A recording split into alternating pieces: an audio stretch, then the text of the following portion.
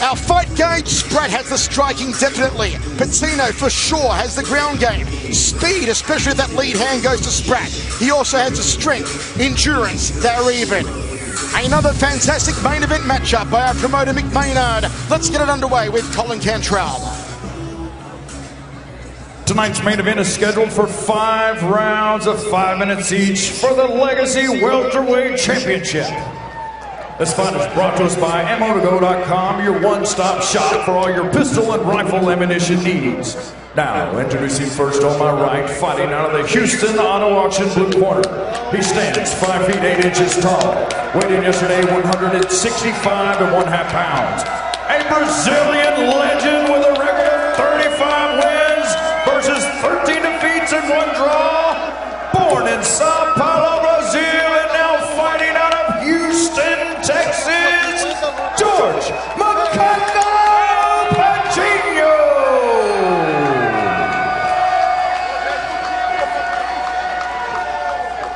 And across the cage on my left, fighting out of the ammo2go.com red corner. He stands 5 feet 9 inches tall, weighed at 170 pounds. A seasoned veteran with a record of 25 wins versus 20 defeats.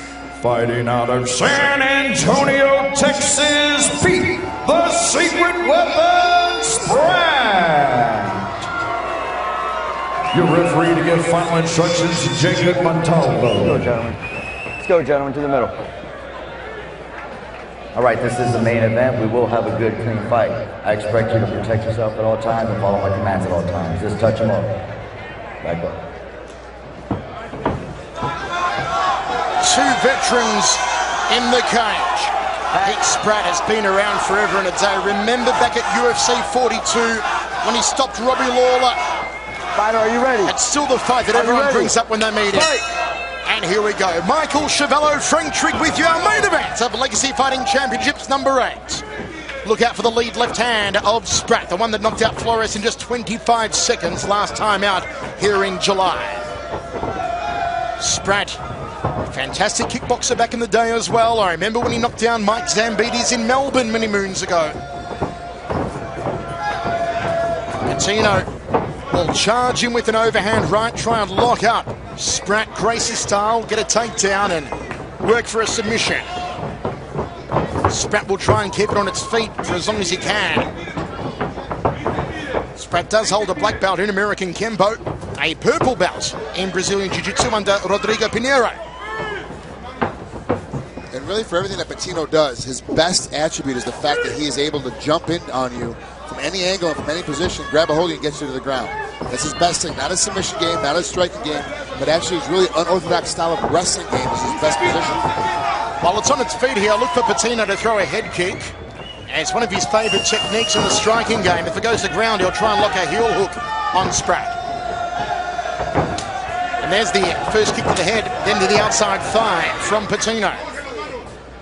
Patino, a 3rd degree black belt in BJJ, ranked in the FPJJ and CBJJ in Brazil. He's keeping that right glove up nice and high. He knows the prowess of that lead hand of Pete Spratt. Spratt is always keeping his chin tucked here. Gets out of the way of the left hook of Patino. Straight right hand coming from Spratt, not yet. There it is, down the tube, fires the left hook and the uppercut. Patino moves in for a single leg. Can he trip out the support leg here? Spratt just hops back against the cage. Patino can't get him down at the moment. He's digging. He's working hard. He's got to hold that far ankle up. He can sweep him out. He can put Spratt on the ground.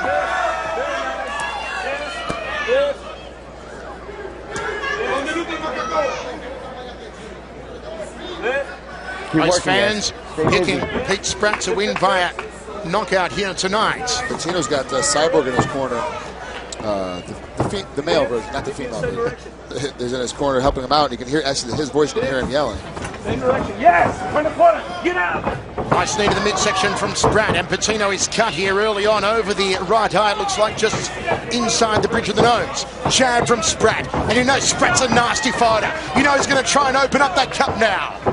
It's like waving a red flag in front of a charging bull. Still with 2 minutes 15 to go here in the first round, set for 5. A cut this early against Pete Spratt is not what you want, Frank. No, it makes it very difficult because now Spratt has a target. Wherever there's blood, where that blood is leaking from, he's going to be aiming for it the whole time. And it makes it very difficult to try to cover it up because every time you drop your hands just a little bit, he's got pinpoint accuracy. He's going to snap right on top of it. Spratt, who said earlier he would love to be the oldest fighter to return to the UFC at 40 years old. We saw Antonio McKee make his unsuccessful UFC debut at, what was it, about 43, Frank, officially? That's although some suggest that McKee is a lot older than that. He's older than Couture, so whatever that is. Uppercut there off the right hand from Spratt. Oh, throws the right hook. Patino dropping his lead hand. Spratt goes to the upper right rib cage. In control in the stand-up is Pete Spratt, fighting southpaw here. High right round from Patino. Oh, Spratt just Thai-style round kick. Pivots on the lead foot and careers it into the rib cage. The thud just reverberating around this arena. Has played host to a lot of great music stars over the years. The posters are signed along the Walk of Fame outside. They'll have one hanging up of Pete Spratt if he can knock out Patino here tonight. Patino, though, playing it patiently at the moment, hoping Spratt will make a mistake where he can capitalize and get Spratt down on his back. Yeah, it's weird the way, Pete's kicked him twice in the stomach, hit him a couple times in the head, and you saw from the cut forward how much slower Patino's gotten. I don't know if he's just worried about the cut, worried about his own body, or if the leg kicks have taken a lot out of him, but he has completely stopped moving forward as much as he was. No explosion now at all. He's just kind of standing around and taking the, yes, being patient, but almost like scared patience. The 40-year-old Pete Spratt, who first began martial arts as a means to stay in shape during the off-season playing football at Southeastern Oklahoma State University, is in control and looking super fit here after the first round. Those kicks that Patino blocked hurt his arms. You saw him as he was walking off to his corner. He's looking down at his forearms because he got kicked so many times, even though he was blocking them. It bothered his arms pretty bad. So he's in a position now where his arms are starting to fail him because now he's going to start pulling him out of the way of the kicks because he don't want to get his arms hurt anymore. He's going to end up getting knocked out.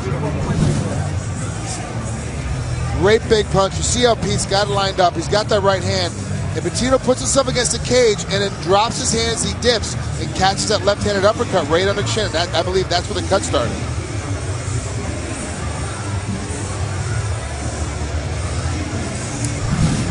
Pete Spratt. Watch that, yeah. George Patino. Spratt, an amazing athlete. He still holds many high school athletic records. And a no-brainer, 10-9 in the first round on Frank's fight card for Pete Spratt. Time. Just wiping down the corner here of Patino.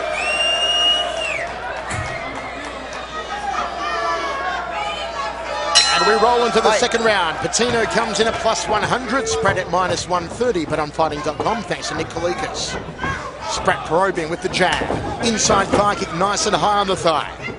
Spratt in his preferred orthodox stance now. He did switch up momentarily to southpaw in the first round. Faking the right hand there.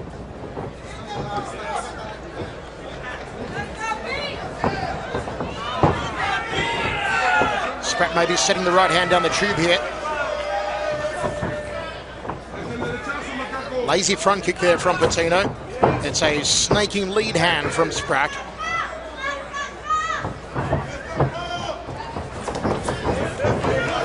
Spratt dropping his head dangerously, but Patino unable to capitalize here. Drops down to a single leg, does Patino. Now to a double.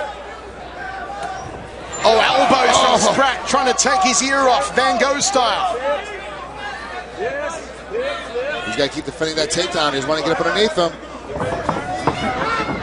Spratt pushes the head down. Patino wants Pete Spratt on the ground.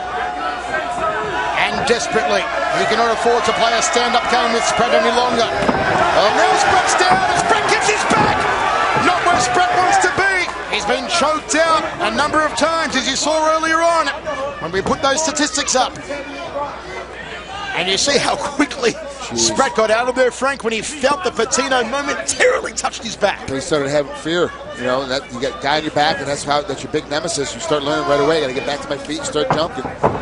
Oh, wow. Spratt in top position, inside the guard of Patino. Oh, Spratt goes to work with the right hand to the body, then the head. Face push, elbow. Elbow, Pete. Saw Slee sitting right there in the corner. Calling for Pete to throw the elbows. Face push, elbow. You got it. Bicep elbow. Drop an elbow here on the side, on the rib. Posture. Patino goes for an elbow of his own. The churns go up from Macaco. And Spratt says, get your ass up. Let's do this standing. Fakes the body shot there. Spratt setting something, maybe a rear leg round kick here.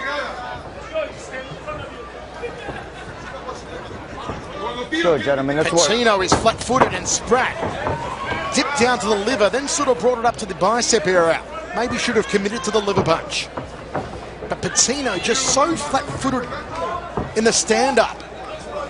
Flat-footed and not even attempting any kind of motion at all. Not head motion, foot motion, not even a hip motion. He's just standing still. Time. And taking a beating at this point. Maybe a thumb to the eye there of Pete Spratt. And it's very dangerous with Patino being so flat-footed, particularly because the hand speed of Spratt is phenomenal. Watch the fingers. If you're flat-footed, you don't have enough reactionary time. He's got to be up on the balls of his feet and constantly moving. Don't remain a stagnant target in front of Spratt. And look at Spratt. Plenty of head movement. Fires out a deep kick. Oh. Patino throws an uppercut, almost took out the ring lights. Lays a leg kick from Patino. A little bit all over the place here, George Patino. Left hook, right cross, 3-2 combination from Spratt. Look at him faking. He's trying to get Patino to commit here. And Patino just slipping under his own volition.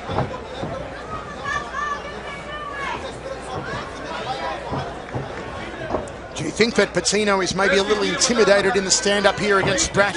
Yeah, he's gotten cut, he's gotten kicked, he's gotten beat up, he's getting hit in every which way, and now he's exhausted because he tried those 3 heavy takedown attempts, finally got one, and ended up right back on his feet again. So he spent all that energy for nothing.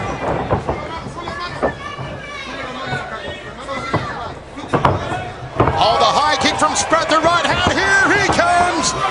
Pete Spratt, more combinations than a bank safe here in the second. And Patino just circles into that right hand, dangerously so. Spratt's got to be careful also, though, not to drop his own hands, keep tapping in the chin, he can't get overconfident. Now it's good to see Patino moving. Spratt sticks the jab in the face. Good evasion, just tucks underneath the hook. Spratt fighting southpaw now. Usually when Spratt fights southpaw, he is setting up for a left-legged round kick. Usually when he fights orthodox, he's setting up for the jab and the straight right cross.